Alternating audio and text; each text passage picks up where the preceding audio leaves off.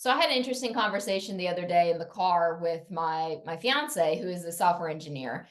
We were driving past Costco and we were talking about various tech sector jobs in general and laughing about how we spend a good amount of money at Costco every single year.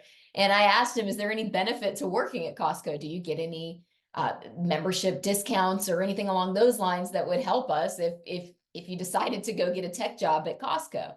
And his response really surprised me. He said, no, absolutely not. I would never work for Costco or something along those lines. It may not have been that extreme. And I asked why, and he said, well, Costco is notorious for hiring from within and promoting from within. And so if you've ever noticed, their computer system, literally their actual computer system, all the way down through the code that they've been programming with, is very, very, very outdated. He said it's truly well known to be a pain in the butt to be a software engineer who is coming into Costco from another company because it's so old in their coding.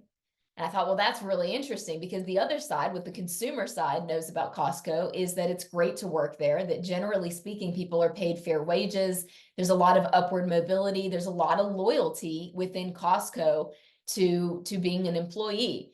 So that brought up a really interesting thing in my brain here around the costs and benefits of being a loyalty-based employment company.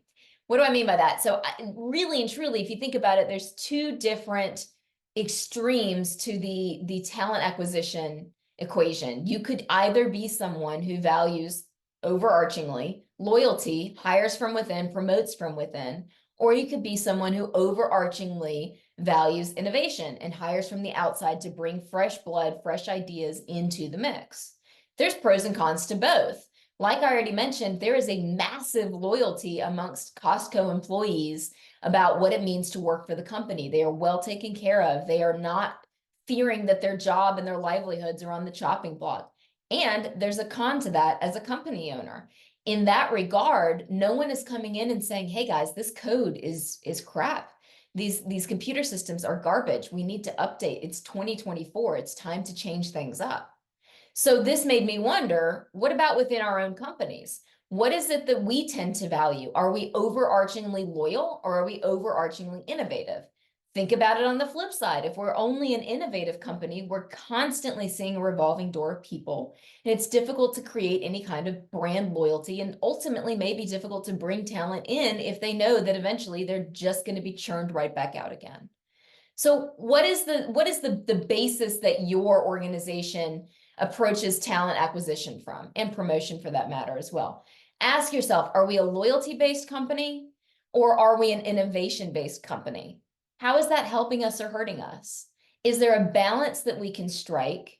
And how would we do that to make sure that we have loyalty, but that we're also bringing in new blood and new ideas? And then thinking on what the situation that Costco has going on, is there any other hiring practice that we currently have fallen into, whether that's intentional or not, that isn't really serving us? For example, are we only hiring people that we know from our friends and family and sphere base?